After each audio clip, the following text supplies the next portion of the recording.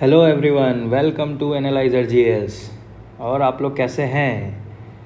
Thank you, आप लोगों ने लास्ट वीडियो को बहुत ज़्यादा प्यार दिया, उसके लिए ऐसे ही आप लोग एनालाइजर जीएस में बने रहें ताकि हम लोग और इनिशिएटिव के साथ आ सकें और ताकि वो आपके प्रिपरेशन में हेल्प हो सके। तो आप लोगों ने ये वीडियो का थंबनेल तो देख ही लिया होगा कि 70th बीपीएससी, जो कि अभी मार्केट में बहुत हॉट टॉपिक है। बहुत लोगों का क्वेरी हमें आ रहा है इस रिलेटेड कि ये कब होगा। तो ये कल का हिंदुस्तान का कटिंग हमें मुझे मिला, जिसमें लिखा हुआ था कि ये अभी तक आयोग को 250 पद प्राप्त हुए हैं और ये परीक्षा जो है इसका विज्ञापन अगले माह आ सकता है। अभी भी पॉसिबिलिटी है, देखते हैं क्या होता है। तो इसको देखते हुए अभी लोग बहुत कंफ्यूज हैं कि हम क्या करें, हम प्री पर हैं या मेंस पर हैं, मेंस प्री दोनों लेकर चलें, क्या करना चाहिए हमें, क्या नहीं करना चाहिए। तो बहुत ज़्यादा कन्फ्यूज़न है और इसी कन्फ्यूज़न में लोग परेशान हैं, इधर उधर वीडियो देखते रहते हैं। तो आज हम लोग इस बात को डिस्कस करेंगे ताकि ये हमारा ऐसा होना चाहिए कि हम क्या करें, हमारा वे अहेड क्या होना चाहिए। तो उसको देखते हुए हम कुछ टॉपिक वाइज रखे हुए हैं कि क्या पॉसिबिलिटी है। Is 30 September possible? It's not possible. How it can be possible? अगर कल भी मैंने ये बात डिस्कस करा था कि 30 सितंबर को अगर ये एग्ज़ाम पॉसिबल क्यों नहीं है, बिकॉज अभी भी नोटिफिकेशन अगले माह आएगा तो एक मंथ के with in exam not possible, क्योंकि ये सिविल सर्विसेज बिहार का सबसे बड़ा एग्ज़ाम है और इसके लिए बहुत सारे अरेंजमेंट्स करने होते हैं, हमें बहुत सारा चीज़ देखना होता है, तो ये पॉसिबल नहीं है। सो ये मुझे जहाँ तक पॉसिबिलिटी, मैंने कल भी बताया था कि नवंबर टू दिसंबर इसका पॉसिबिलिटी, बट फिर भी लोग पूछते रहते हैं क्योंकि लोग परेशान रहते हैं। एक्चुअली लोग एक डायरेक्शन नहीं दे पाते हैं कि हम प्री पर हैं या मेंस पर हैं, क्योंकि लंबा टाइम मिल गया, अब मेंस जो टॉपिक छूट गया वो क्या करें। तो इस वीडियो में हम सब कुछ डिस्कस करेंगे, हमें क्या क्या पढ़ना चाहिए। बाकी एक एक टॉपिक को वो सजेस्ट करते हैं अपन कि क्या क्या अपन कर सकते हैं। तो इसमें रीज़न क्या क्या है कि क्यों नहीं होगा। एक तो अभी तक नोटिफिकेशन नहीं आया, नो नोटिफिकेशन। दूसरा रीज़न ये है, ये सितंबर 9 या 10 को बिहार गवर्नमेंट के रिजर्वेशन पॉलिसी का हेयरिंग है। उसके बाद ही ये क्लियर होगा कि इट विल गो विथ 75, मतलब 50 + 10 + 10 + 15,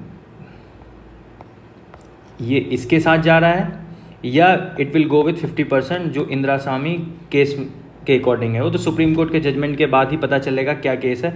तो अभी इसलिए क्लियरिटी नहीं है। और साथ में ये अक्टूबर में भी क्यों नहीं हो सकता, because October is the month of festival for all of the India and specially Bihar, that is Chhath, जो बिहार का सबसे बड़ा त्यौहार है। तो यहाँ पॉसिबिलिटीज़ बिल्कुल नहीं है। अब पॉसिबिलिटीज़ क्या हो सकती है, तो मैं अपना 2 डेट आपको बता सकता हूँ ये पॉसिबिलिटी। या तो ये 17 नवंबर को होगा या फर्स्ट वीक ऑफ दिसंबर को। ये मेरा अपना एक्सपीरियंस के आधार पे है, क्योंकि बीपीएससी कुछ बहुत जल्दी में नहीं है कि इसको अभी कराना है, क्यों कराना है, ये इतनी जल्दी में नहीं है, क्योंकि अभी इलेक्शन ईयर भी है तो वो सितंबर में है ना, तो अभी टाइम है इनके पास। इसलिए जल्दी में नहीं है कि मुझे अभी कराना है, ये कराना है। तो इसलिए एक्सपेक्टेड डेट मेरे हिसाब से ये 17 नवंबर या फर्स्ट वीक ऑफ दिसंबर। अब हमें क्या करना चाहिए, let me rub it, sorry for the inconvenience, let me rub it, okay, thank you. Way ahead क्या होना चाहिए भैया, आंसर राइटिंग ही है।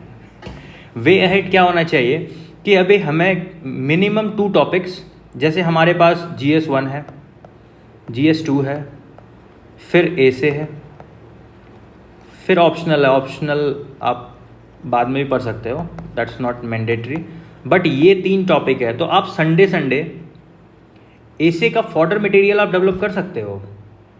फॉर्डर मटेरियल जो आप यूज़ करोगे कि क्या इंडेक्स क्या है, क्या सोशल पॉलिटिकल इकोनॉमिक चेंजेस आ सकता है, सोशल में क्या आपकी पॉलिसीज़ हो सकते हैं, आप फॉर्डर मटेरियल किसी हेल्थ में फॉर्डर मटेरियल, एजुकेशन में फॉर्डर मटेरियल, आजकल फिलोसॉफिकल एसेज आ रहे हैं, फिलोसॉफिकल एसेज के फॉर्डर मटेरियल्स आप डेवलप कर सकते हो। आप हेल्प ले सकते हो, बहुत सारे यूट्यूब में लेक्चर्स हैं या बहुत सारे मैगजीन्स हैं, आप बहुत सारे चीज़ों का हेल्प ले करके आप कर सकते हो। बाकी GS1 में जो बिहार हिस्ट्री है plus history, Bihar history plus history, इसको आप तैयार कर सकते हो, क्योंकि ये टॉपिक ऐसा टॉपिक है, पहले फिक्स रहता था कि पालाट, पटना कलाम, मौर्य आर्ट, बट ये 38 नंबर के लिए लोग तैयार करते थे। अब ये 7 में भी पूछ सकता है, 8 में भी पूछ सकता है और 38 में भी पूछ सकता है। तो ये आपको हर चीज़ के लिए तैयार करना पड़ेगा, क्योंकि अगर सिलेबस बना क्वेश्चन अगर इससे बनना चाहे तो ये बहुत ज़्यादा बन सकता है। इसलिए आपको ये वे फॉरवर्ड रखना चाहिए कि इनमें से क्या हो सकता है, तो आप इसके साथ जा सकते हैं, आप IR कर सकते हैं, फिर आप polity, economy, geography and science tech, ये आप 2 टॉपिक रोज कर सकते हैं। ये बहुत टाइम है अपने पास, मिनिमम अभी 3 मंथ्स तो है ही अपने पास, कहीं नहीं जा रहा 3 मंथ्स, देख लेना आप 3 मंथ्स कहीं नहीं जाएगा। आप 3 मंथ्स में आप कर सकते हो, आप 2 घंटे देकर एक टॉपिक को तैयार कर सकते हो, that's not a big deal. तो हमें क्या करना चाहिए, तो आप इसके साथ जा सकते हो। और एनालाइजर GS जो है, सॉरी ये नोटिफिकेशन आ गया, that's sorry for that, wait a second. Analyser GS is thinking, आप बताना आपके अकॉर्डिंग ही अपन शुरू करने जा रहे हैं। एनालाइजर GS जो है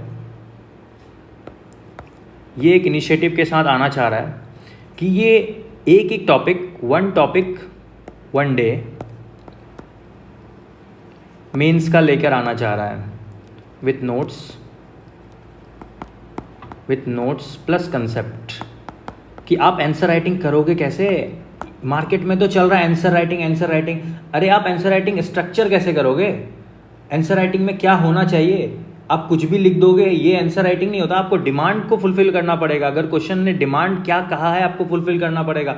इसमें डिमांड आप उस वक्त याद नहीं कर सकते, आपको डिमांड को सोचने का एक वे डेवलप करना होगा। तो एनालाइजर GS इस इनिशिएटिव के साथ आना चाहता है, ये आपके रिस्पॉन्स को देखते हुए स्टार्ट किया जाएगा।